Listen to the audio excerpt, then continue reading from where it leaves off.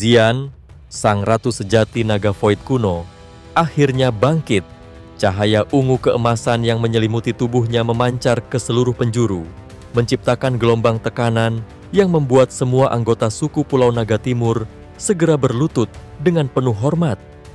Mereka menundukkan kepala, hati mereka dipenuhi dengan kegembiraan, sekaligus ketakutan saat menyadari bahwa mereka kini berada di hadapan Kaisar Naga sejati. Sementara itu, Xiaxia, King Yan, dan para ahli dari pulau lain menunjukkan ekspresi beragam. Tidak seperti Hei King dan anggota Pulau Naga Timur lainnya, mereka tidak segera tunduk, meskipun mereka jelas merasakan tekanan luar biasa yang terpancar dari jiwa dan garis keturunan kerajaan Xian. Mereka telah lama berada di bawah kendali 3 raja naga besar, sehingga mereka tidak memiliki reaksi yang sama seperti Hei King dan yang lainnya. Hei King yang menyadari keengganan mereka segera menegur dengan marah. Apakah kalian tidak sadar di hadapan siapa kalian berdiri? Ini adalah Kaisar Naga sejati. Namun, Xiaxia dan King Yan hanya tertawa kaku. Mereka memang merasakan tekanan yang bahkan lebih kuat daripada yang berasal dari 3 raja naga besar, tetapi mereka tetap teguh dalam pendirian mereka. Dengan nada yang tegas, mereka menyatakan bahwa mereka akan menghadap Kaisar Naga di lain waktu, lalu segera menarik diri tanpa berlama-lama. Mata Hei King membara melihat mereka melarikan diri. Baru saja ia hendak mengejar, Xian melambaikan tangannya dengan tenang, menghentikan tindakannya. Dengan satu kepakan sayap ungu keemasan di punggungnya, Xian melesat mendekati Xiaoyan yang bersimbah darah dan tampak kelelahan. Sorot matanya yang biasanya penuh wibawa, kini menunjukkan kelembutan saat ia menatap pemuda itu. Dengan penuh perhatian, ia meletakkan tangannya di dahi Xiaoyan, menyalurkan cahaya ungu keemasan ke dalam tubuhnya. Seketika, tubuh Xiaoyan terbungkus dalam cahaya hangat, dan kelopak matanya perlahan tertutup, tertidur dalam perlindungan energi tersebut. Hei King segera melaporkan bahwa keberhasilan mereka dalam meleburkan kristal naga Phoenix adalah hasil dari perjuangan tak kenal lelah dari Xiaoyan. Mendengar itu, Xian mengangguk pelan. Ia menyadari perubahan besar dalam dirinya sejak mencapai wujud ini. Auranya kini memancarkan kewibawaan yang tak terbantahkan, membuat semua orang, termasuk Hei King, tidak lagi berani menganggapnya sebagai gadis kecil yang ceroboh. Setelah menyerahkan Xiaoyan kepada Hei King dan memerintahkannya untuk menjaganya dengan baik, Xian mengalihkan pandangannya ke Pulau Naga Kuno yang masih dilanda pertempuran. Dengan satu kepakan sayapnya, ia melesat tinggi ke langit, seolah berpindah tempat dalam sekejap. Dari ketinggian, ia menyebarkan cahaya ungu keemasan yang meresap ke seluruh pulau bagaikan hujan. Saat cahaya itu menyentuh setiap sudut pertempuran, semua gerakan langsung terhenti. Semua orang terpaku, merasakan tekanan luar biasa dari darah mereka sendiri. Bahkan para ahli dari 3 pulau lainnya tidak luput dari pengaruhnya. Manian, yang menyaksikan perubahan mendadak pada tubuhnya, hanya bisa terkejut saat ia kembali ke wujud manusia biasa, sementara auranya melemah di bawah tekanan tersebut. Tetua Zuli, yang melihat sosok di langit, awalnya tertegun sebelum akhirnya tersadar. Dengan penuh haru, ia berlutut di udara, air mata jatuh dari wajahnya. Suku Naga Void kuno akhirnya memiliki seorang Kaisar Naga, ucapnya dengan suara bergetar. Di seluruh pulau, banyak yang mengikuti tindakan Zuli. Mereka berlutut dengan penuh hormat, mengakui keberadaan Kaisar Naga yang baru. Bahkan para ahli dari 3 pulau lainnya, meskipun sempat ragu, akhirnya tak mampu menahan tekanan darah dan jiwa mereka. Lutut mereka gemetar sebelum akhirnya jatuh bersimpuh. Suku Naga kuno tidak berlutut pada langit maupun bumi. Bagi mereka, satu-satunya yang layak dipuja adalah Kaisar Naga, pemilik garis keturunan kerajaan yang sempurna. Kesetiaan mereka pun kembali. dan mereka rela mengorbankan segalanya demi garis keturunan serta keyakinan yang telah diwariskan sejak zaman kuno. Manian menatap Shasha dengan wajah penuh kewaspadaan. Mereka menyadari bahwa kehadiran Kaisar Naga yang baru ini akan mengguncang 3 raja naga besar. Situasi di Pulau Naga Timur telah berubah total. Kekalahan mereka kali ini tidak bisa dielakkan. Tidak ada seorang pun di antara mereka yang mampu menentang kekuatan Kaisar Naga. Kemudian, suara yang penuh wibawa bergema di langit. Para komandan dari 3 pulau pergi dalam waktu 10 tarikan napas atau hadapi konsekuensinya. Manian dan Shasha hanya bisa tertawa pahit. Mereka tahu bahwa mereka tidak memiliki pilihan lain. Sebelum pergi, Manian menatap Zuli dan berkata dengan suara serius, "Meskipun Pulau Naga Timur kini kuat, kalian harus tetap berhati-hati. 3 raja naga besar tidak akan tinggal diam dan membiarkan Kaisar Naga menyatukan suku naga kuno." Tanpa banyak kata lagi, Manian memimpin pasukannya meninggalkan pulau, diikuti oleh para ahli dari 2 pulau lainnya yang juga tidak berani tinggal lebih lama. Namun, sebelum mereka benar-benar pergi, suara tenang namun penuh kekuatan sekali lagi menggema di langit. Sejak zaman kuno, suku naga Void kuno hanya memiliki 1 kaisar naga, bukan raja naga. Ketika saatnya tiba, aku sendiri yang akan mengambil kembali garis keturunan kerajaan yang ada di tubuh kalian. Kata-kata itu bergema di hati semua yang mendengarnya, menandakan era baru yang akan mengguncang seluruh suku naga kuno. Tubuh kelompok Manian tanpa sadar bergetar, menyadari bahwa perubahan besar akan segera mengguncang suku naga Void kuno. Kaisar naga yang baru telah bangkit dan kemarahannya akan mengguncang dunia. Di sisi lain, kesadaran Xiaoyan perlahan kembali di tengah cahaya ungu keemasan yang semakin meredup. Aura dingin yang menyertainya berangsur menghilang, menandakan akhir dari proses pemulihan yang panjang. Saat pikirannya mulai jernih, ia merasakan kesejukan samar yang mengalir dalam tubuhnya. Sinar matahari menembus jendela, menyebarkan titik-titik cahaya di ruang luas tempatnya berbaring. Kelopak matanya yang tertutup mulai bergetar sebelum akhirnya terbuka dengan susah payah. Cahaya terang yang menyilaukan membuatnya menyipitkan mata, sementara ingatan mengenai kejadian sebelumnya membanjiri benaknya. Xiaoyan mengingat dengan jelas bagaimana ia membantu Xian menyempurnakan kristal naga Phoenix, serta pertempuran sengit yang terjadi di Pulau Naga kuno. Kecemasan tiba-tiba melanda pikirannya. Bagaimana dengan Xian? Pikirnya panik. Dengan cepat, ia berusaha bangkit dari tempat tidur. Namun, saat telapak tangannya menyentuh ranjang kayu yang keras, seketika kayu itu hancur menjadi debu. Xiaoyan terkejut dan menatap tangannya sendiri, merasakan lonjakan kekuatan fisik yang luar biasa. "Apa yang terjadi padaku?" gumamnya. Di tengah kebingungannya, pintu kamar terbuka dan 2 sosok masuk dengan ekspresi lega.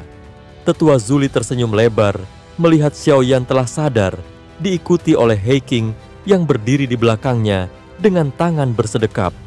"Kau akhirnya sadar, Nak," ujar Zuli dengan nada hangat. Xiaoyan segera bertanya, "Bagaimana dengan Xian? Apakah dia baik-baik saja?" Zuli mengangguk. Kaisar Naga berhasil menyerap energi dari buah asal naga Phoenix dan telah mengalahkan para penyerang. Namun, setelah itu, ia memasuki masa kultivasi yang kemungkinan akan berlangsung lama. Xiaoyan menghela napas lega mendengar keberhasilan Xian, meskipun ia merasa sedikit kecewa karena belum bisa bertemu dengannya. Namun, perhatiannya segera kembali tertuju pada perubahan yang ia rasakan dalam tubuhnya. Warna ungu keemasan samar terlihat di bawah kulitnya, tampak seperti logam yang sangat kuat. Zuli menjelaskan dengan suara serius, "Kaisar Naga telah memasukkan sebagian kekuatan naga Phoenix ke dalam tubuhmu. Ini telah mengaktifkan darah esensi naga kuno yang telah kau konsumsi sebelumnya. Sekarang, tubuh fisikmu sekuat binatang ajaib kelas Dozun.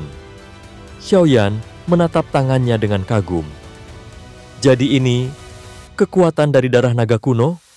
Zuli mengangguk. Cobalah mengaktifkan energi asing dalam tubuhmu. Xiaoyan menurut. Begitu ia memusatkan energi, rasa sakit tajam menyebar ke seluruh tubuhnya, seolah-olah digigit oleh ribuan semut. Ia meringis, tetapi tetap bertahan. Saat membuka matanya kembali, ia mendapati tubuhnya, kecuali kepala, tertutupi oleh sisik naga berwarna emas keunguan. Sisik itu tampak seperti armor yang kokoh dan gagah. Zuli tersenyum bangga. Ini adalah armor kuno naga Phoenix, sebuah pertahanan alami dari suku naga Void kuno, tetapi dalam bentuk yang jauh lebih kuat. Hei King menambahkan dengan nada kagum. Dengan armor ini, bahkan pukulan dari seorang Tianzun dari aula jiwa hanya akan menyebabkan luka ringan padamu. Xiaoyan mengepalkan tangannya, merasakan kekuatan luar biasa yang kini mengalir dalam dirinya. Dengan sedikit kendali, sisik tersebut kembali tersembunyi di bawah kulitnya, menghilang seolah tak pernah ada. Setelah menguji kemampuannya, ia tiba-tiba teringat King Lin dan segera bertanya, "Di mana dia sekarang?" Zuli menghela napas sebelum menjawab. Gadis itu memiliki jiwa ular surgawi berkepala 9 dalam tubuhnya. Jiwa itu secara alami ganas dan sulit dikendalikan. Meskipun King Lin memiliki pupil mata yang cukup kuat untuk menahannya, kekuatan jiwa itu terus berkembang dan berusaha melawan kendalinya. Xiaoyan mengerutkan kening. Lalu, apa yang harus dilakukan? Untuk membantunya, klan naga Void kuno telah mengizinkannya berlatih di makam naga kuno. Lanjut Zuli. Tempat itu merupakan peristirahatan bagi banyak naga kuno. Aura naga yang sangat kuat di sana dapat menekan jiwa ular berkepala 9, memungkinkan King Lin untuk menyempurnakan serta menyerapnya. Xiaoyan merenung sejenak, menyadari bahwa kekuatan King Lin akan meningkat drastis jika ia berhasil menguasai jiwa itu. Ia akhirnya mengambil keputusan. Aku akan tetap di Pulau Naga Kuno sampai King Lin menyelesaikan latihannya. Zuli tersenyum puas. Itu keputusan yang bijak. Kaisar Naga telah memerintahkan agar kau diperlakukan sebagai tamu kehormatan. Selain itu, para tetua klan yang telah bertahun-tahun berlatih di ruang kosong mulai dipanggil kembali. Jika mereka berkumpul, Pulau Naga Timur akan menjadi lebih kuat dan hampir mustahil ditembus, kecuali oleh 3 Raja Naga Besar. Di tengah percakapan, Xiaoyan tiba-tiba teringat sesuatu. Aku punya pertanyaan. Apakah ada tempat di ruang kosong yang dipenuhi oleh energi petir? Zuli mengernyit, berpikir sejenak, sebelum akhirnya mengangguk. Memang ada. Ada tempat seperti itu di dekat Pulau Naga Timur. Kenapa kau menanyakannya? Aku membutuhkan energi petir untuk memperbaiki Sky Demon Puppet milikku yang rusak dalam pertempuran sebelumnya, jawab Xiaoyan. Zuli tersenyum tipis. Kalau begitu, kau mungkin akan menemukan apa yang kau cari. Tapi tempat itu bukan tanpa bahaya. Xiaoyan menatap lurus ke depan. Tekadnya semakin kuat. Aku siap menghadapi apapun. Xiaoyan bergegas melesat di atas naga hitam raksasa yang menerobos ruang kosong dengan kecepatan luar biasa. Matanya yang tajam menyapu sekeliling dengan penuh kewaspadaan. Hanya naga Void kuno yang mampu bergerak dengan begitu leluasa di dalam ruang kosong yang berbahaya ini. Para ahli manusia maupun binatang ajaib lainnya akan kesulitan melintasi tempat ini, bahkan jika mereka memiliki kemampuan terbang. Tatapan Xiaoyan menyusuri kehampaan yang terus berubah di sekelilingnya. Ruang ini tidak stabil dan bisa runtuh kapan saja. Selain itu, aliran kekuatan probek di sini cukup untuk menghancurkan tubuh seorang elit Dozun menjadi serpihan. Bepergian di tempat ini bukanlah sesuatu yang bisa dilakukan sembarangan tanpa persiapan matang. Tiba-tiba, naga hitam yang ternyata adalah wujud Hei King berbicara, memberitahu bahwa mereka hampir mencapai kolam petir Void. tempat yang disebutkan oleh Tetua Zuli. Mendengar itu, Xiaoyan mengangguk, merasakan antisipasi membuncah di dalam hatinya. Menurut keterangan Tetua Zuli, tempat itu adalah pusat berkumpulnya energi petir, di mana kekuatan alami terhisap dan terkondensasi, membentuk petir yang tak terhitung jumlahnya. Lokasi ini sangat berbahaya, bahkan para ahli jarang berani mendekatinya. Dengan satu kibasan ekor, He King melesat ke depan. Tubuh besarnya menghilang dalam kilatan cahaya di ujung kehampaan. Xiaoyan menyipitkan mata saat angin kencang bersiul di telinganya. Tak lama kemudian, cahaya perak mulai terlihat di kejauhan, diiringi energi liar yang bergejolak. Ketika semakin mendekat, pemandangan menakjubkan terbentang di hadapannya. Sebuah danau luas yang terbentuk dari petir berwarna perak. Suara gemuruh bergema di udara, menciptakan tekanan yang menakutkan. Konsentrasi kekuatan petir di tempat ini sangatlah padat, jauh melampaui pil lightning yang pernah dihadapinya selama pil gathering. He King, yang kini kembali ke wujud manusianya, mengamati tempat itu dengan wajah khawatir. Namun, Xiaoyan tetap bersikeras untuk berlatih di sana. Dengan senyuman meyakinkan, ia meyakinkan He King bahwa dirinya akan baik-baik saja dan berjanji akan memberikan sinyal jika terjadi sesuatu. Setelah memberikan beberapa instruksi terakhir, Xiaoyan pun melesat langsung ke dalam kolam petir. Begitu tubuhnya menyentuh permukaan, sambaran petir langsung menyerang seperti ular ganas. Namun, begitu menyentuh tubuhnya, kilatan-kilatan listrik itu lenyap, terbakar oleh api surgawi yang menyelimutinya. Meskipun petir di sini memiliki kekuatan luar biasa, mereka masih lebih lemah dibandingkan dengan kekuatan destruktif dari api surgawi. Sementara itu, He King tetap berjaga di luar kolam, mengawasi setiap gerakan Xiaoyan dengan saksama. Di dalam kolam, petir terus mengamuk dengan liar, tetapi tampaknya enggan mendekati Xiaoyan, seolah takut terhadap api surgawi yang mengelilinginya. Setelah memastikan situasinya aman, Xiaoyan perlahan melangkah lebih jauh ke dalam kolam petir. Ia berjalan hingga mencapai titik terdalam yang terasa memiliki konsentrasi petir paling tinggi.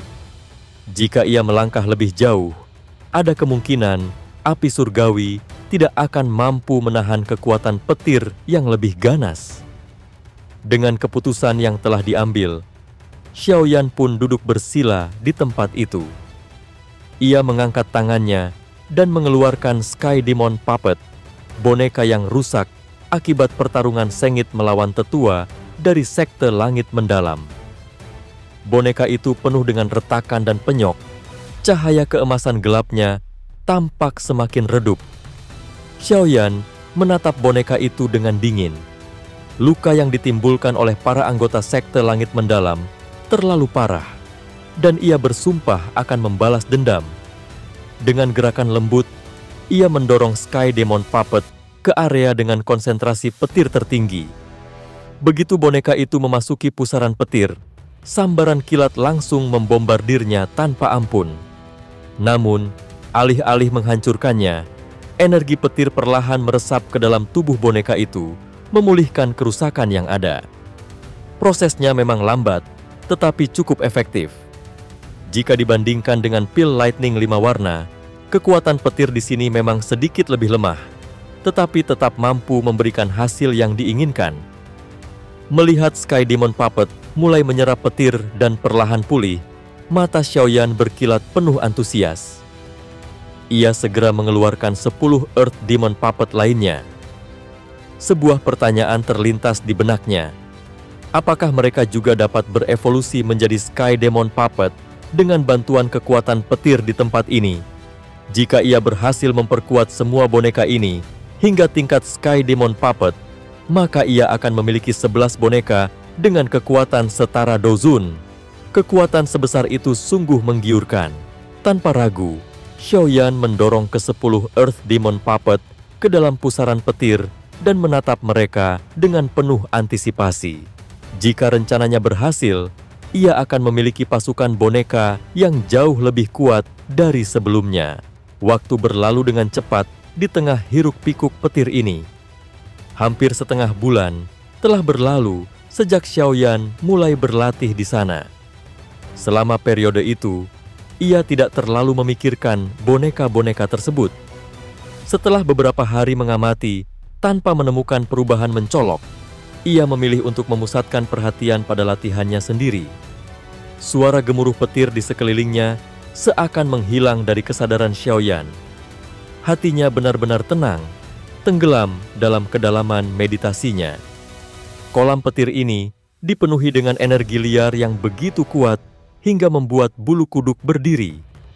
Bagi seorang dozun biasa, menyerap energi ini adalah tindakan yang berbahaya, bahkan bisa berujung pada kehancuran. Namun, bagi Xiaoyan, energi ini bukanlah ancaman.